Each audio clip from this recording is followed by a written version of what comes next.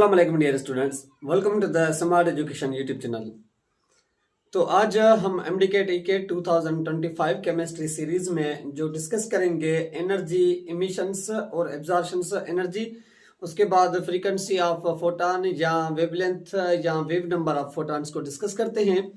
तो ये जो हमारा वीडियो था जिसमें हमने डिस्कस किया था energy of electrons in nth orbit के अंदर, एक n ऑर्बिट के अंदर जो एक एटम के इलेक्ट्रॉन्स की जो टोटल एनर्जी होती है वो एनर्जी का ये फार्मूला हमने निकाला जो E इज इक्वल्स माइनस के अपॉन एन स्क्वायर क्या क्या होता है कि एक फार्मूला होता है।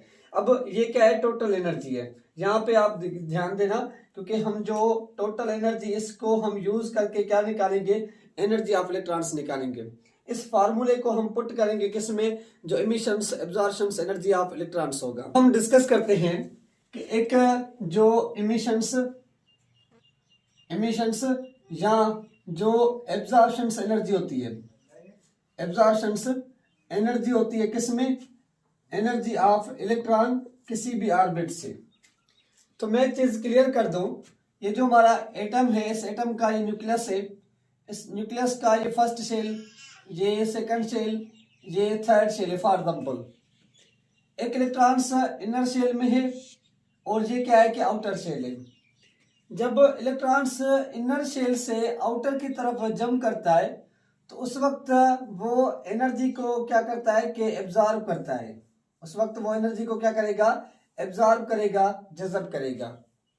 अगर वही इलेक्ट्रॉन्स ट्रांजिशन इलेक्ट्रॉन्स जब वापस आता है, मतलब एक हायर से लोअर की तरफ आता है, जब हायर टू लोअर की तरफ आएगा उस वक्त वो एनर्जी को क्या करता है कि इमिट करता है, रिलीज करता है। इस इमिशन एनर्जी और एब्जॉर्प्शन एनर्जी को हम कैलकुलेट करते हैं delta E is equals E2 minus में E1 से हम इसको क्या करते हैं, कैलकुलेट करते हैं। अब E2 क्या है, E1 क्या है। E2 is the total energy of electrons, E1 is the total energy of electrons. कौन सी, कि जब इस ऑर्बिट से इस ऑर्बिट में आया तो आपने E1 का नाम दिया, E2 का नाम दिया। अगर यहां से इलेक्ट्रॉन इस तरफ गया तो ये E1 हो गया, ये हमारे पास E2 हो गया।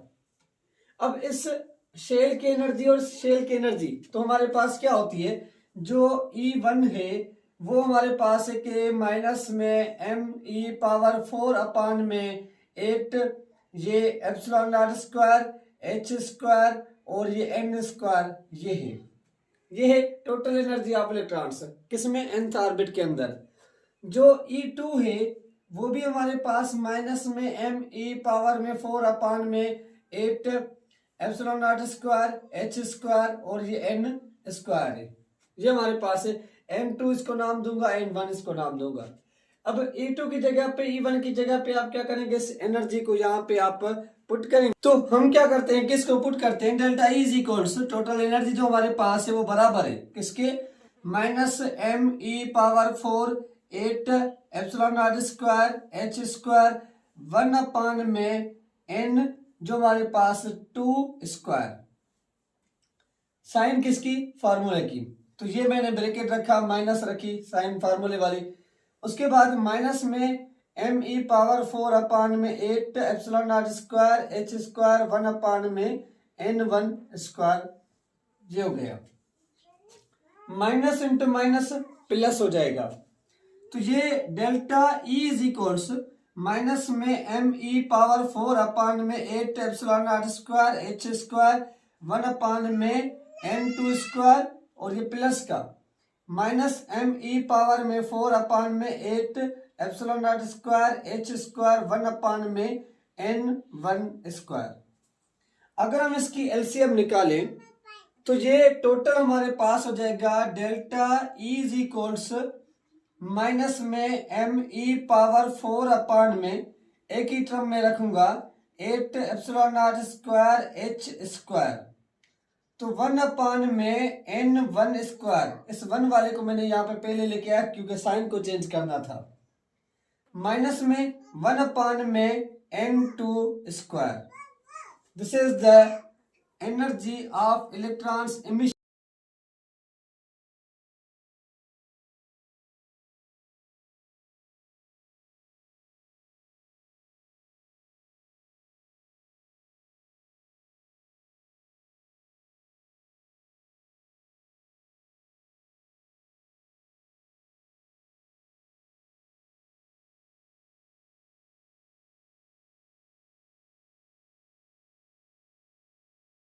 इस फार्मूले में से कि जो टोटल ये निकाला -me⁴ 8 ε² को सम सॉल्व करके delta is equals -k 1/n1² -1/n2², ये जो था वो पहले हमने यहाँ पे रखा प्लस का, तो फाइनल फार्मूला हमारे पास ये हो जाएगा delta is equals -k 1/n1² या -1/n2²। तो मैंने यहाँ पे इसको रखा है। अब अगर आपसे क्वेश्चन पूछा जाता है कि जब इलेक्ट्रॉन्स इस ऑर्बिट से इस ऑर्बिट में आया, कौन सा ऑर्बिट, फॉर एग्जांपल हम इसको थर्ड शेल का नाम देते हैं, उसको फर्स्ट शेल का नाम देते हैं। थर्ड शेल से इलेक्ट्रॉन जंप कर रहा है, फर्स्ट शेल में बताया उसने कितनी एनर्जी इमिट की। तो आप क्या रखेंगे, डेल्टा ई इज इक्वल्स ये -k का वैल्यू रखेंगे। जो हमारे पास -k का वैल्यू यहाँ पे हमें मिलता है कि जो इसमें से -k का हम वैल्यू रखेंगे वो है 2.18 इंटू 10 पावर -18। तो 2.18 इंटू 10 पावर -18 1/, अब कह रहा है कि थर्ड शेल से 1 में आया, तो 3 का स्क्वायर यहाँ पे रखेंगे, -1/, किस शेल में आया, 1 में आया, तो ये 1 का स्क्वायर यहाँ पे रखेंगे। तो क्या हो जाएगा, डेल्टा ई इज इक्वल्स 2.18 और ये हमारे पास मल्टीप्लाई बाय 1/, कौन सा, 3 का स्क्वायर 9, और ये हमारे पास माइनस में 1/, 1 का स्क्वायर क्या होता है कि 1 ही होता है। तो इसमें से सॉल्व करके जो जवाब होगा आपका, वो जवाब हमारे पास इमिशंस एनर्जी कहलाएगा, इलेक्ट्रॉन्स की जो ऑर्बिट के अंदर है। अब जो है वो है फ्रीक्वेंसी ऑफ इलेक्ट्रॉन्स। क्या, फ्रीक्वेंसी ऑफ इलेक्ट्रॉन्स। एक इलेक्ट्रॉन्स की जो फ्रीक्वेंसी होती है एक ऑर्बिट के अंदर वो कितनी होती है। तो एक चीज क्लियर रखें कि जो डेल्टा ई होता है, ये एनर्जी जो होती है वो बराबर होती है किसके, हमारे पास h, और ये फ्रीक्वेंसी के बराबर होती है, इसको हम कहते हैं म्यू। यहां कभी कभी इसको f के साथ भी शो करते हैं, स्मॉल f। डेल्टा ई बराबर होता है किसके, hf के बराबर होता है। तो अगर आपको ये फ्रीक्वेंसी चाहिए तो डेल्टा ई की जगह पे आप ये रखेंगे, तो hf is equal to the me⁴/8 ε² h² 1/n1² minus में 1/n2²। ये आपने रखा। हमें फ्रीक्वेंसी चाहिए तो इस h को वहां पे ट्रांसफर करेंगे, तो frequency is equal to the me⁴/8 ε² h³ और 1/n1² माइनस में 1/n2²। This is the formula of frequency. ये फार्मूला होता है किसका, फ्रीक्वेंसी का फार्मूला होता है।